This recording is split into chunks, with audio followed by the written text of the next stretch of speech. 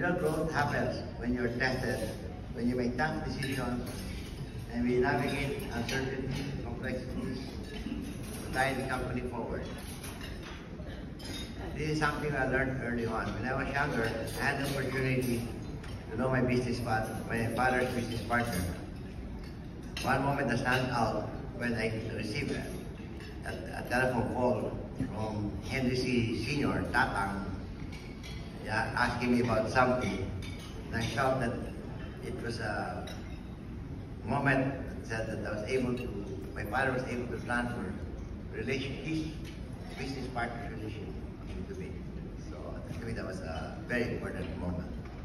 Now I try to do the same, introducing our emerging leaders to key relationships, guiding them through business dynamics, and teaching them the spoken words of leadership.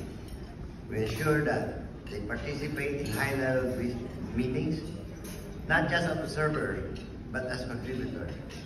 Lead actual projects, make tough decisions, face crises that test their ability, and think in their field. Those who are familiar with the MCI Group know that we are not formal, rigid,